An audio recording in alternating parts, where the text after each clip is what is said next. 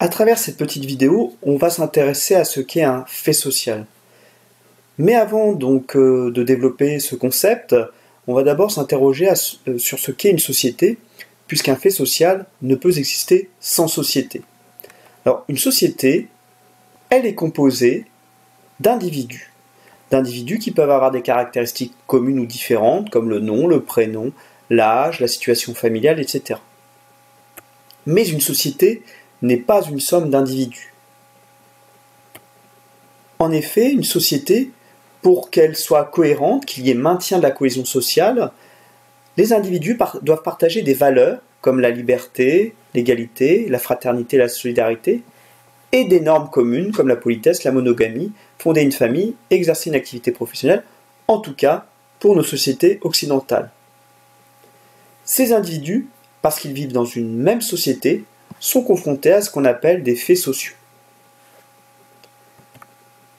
Durkheim, Émile Durkheim, père de la sociologie, est à l'origine de ce concept de fait social. Pour le travailler, il va l'étudier de manière empirique, c'est-à-dire in vivo dans la société, pour le comprendre dans le cadre d'une discipline que l'on appelle bien évidemment la sociologie. Alors, bien évidemment, Émile Durkheim, pour identifier un fait social, va avoir trois critères.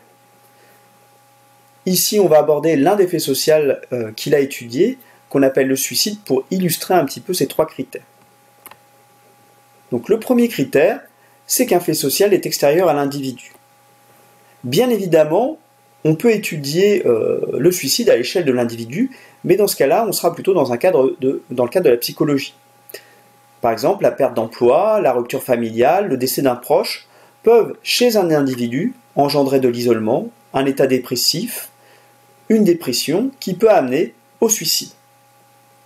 Mais justement, Émile Durkheim, lui, va s'intéresser au suicide à l'échelle de la société en considérant que c'est les modifications du milieu social qui vont être à l'origine du suicide. Alors ici, si on veut s'intéresser un petit peu statistiquement, puisque les statistiques permettent justement de considérer le suicide non plus à l'échelle de l'individu, mais à l'échelle de la société, et qu'on regarde donc cette carte qui représente la Bretagne, c'est une région qui a une particularité, c'est celle dans laquelle il y a le plus de suicides en France. Autre élément intéressant qui nous permet d'étudier le fait social, c'est qu'on se rend compte donc à travers cette carte que les hommes sont beaucoup plus touchés que les femmes par le suicide. Cette remarque concerne non seulement la région Bretagne, mais concerne aussi toutes les autres régions de France. Autre élément qui permet justement de s'écarter de l'étude individuelle du suicide et de bien le considérer comme un fait social, c'est par exemple cet élément qui nous montre que certaines catégories de la population sont davantage touchées par le suicide, ici les agriculteurs. Ces agriculteurs qui sont davantage touchés ont des caractéristiques. On se rend compte que les hommes sont plus touchés que les femmes, comme dans le reste de la population. On se rend compte aussi que les hommes de 45 à 54 ans sont les plus touchés, qui sont avant tout dans l'élevage du bovin indulé, etc., etc. Donc voilà un tas d'éléments qui permet justement d'appréhender ce fait social. Deuxième critère qui permet d'identifier que c'est un fait social, c'est que celui-ci doit s'imposer à l'individu. Il y a en quelque sorte un pouvoir de coercition, c'est-à-dire qu'il va y avoir des normes, des valeurs et des normes, et surtout des normes qui vont s'imposer à l'individu sans qu'il en soit nécessairement conscient et qui vont le contraindre.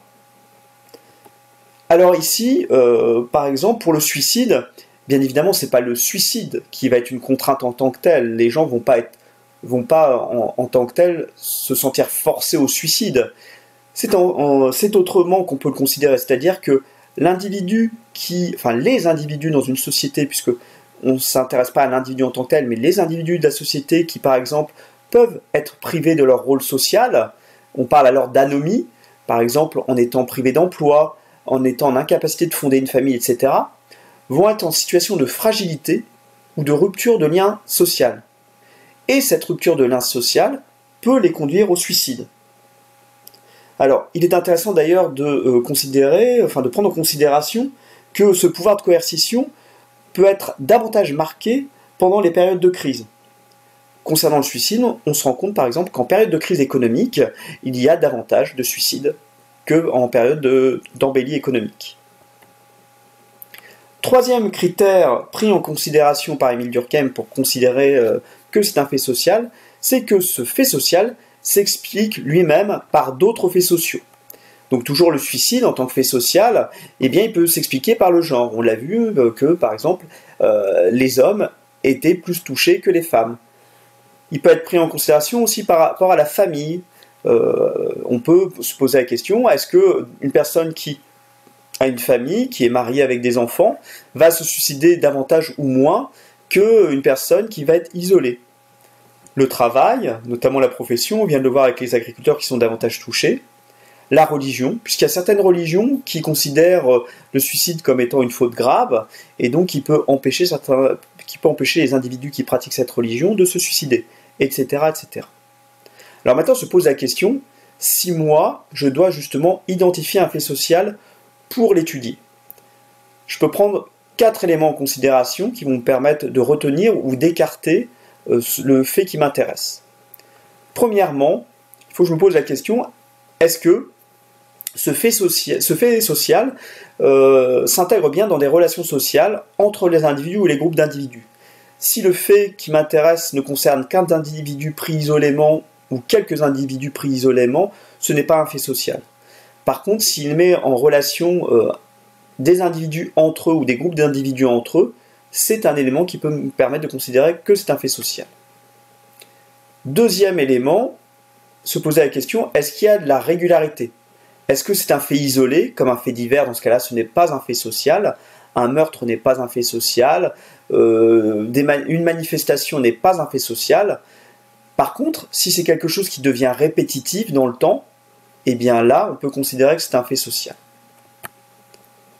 Troisième élément, la construction du fait de société. C'est-à-dire que si le fait, je peux le décrire de manière très concrète, avec des éléments clairs qui me permettent de le caractériser, c'est un indice qui me permet peut-être de me dire que je suis face à un fait social. Ces critères doivent bien évidemment être toujours les mêmes, quel que soit le fait, quand je l'étudie à un moment T ou à un autre moment T. Dernier élément, si c'est un fait social, il doit permettre de mobiliser des concepts en sciences sociales, comme les liens sociaux, la cohésion sociale, la culture, l'identité, les normes, les valeurs, la socialisation, la marginalisation ou encore l'exclusion sociale, etc. Donc voici ce qu'est un fait social de manière assez rapide selon Émile Durkheim.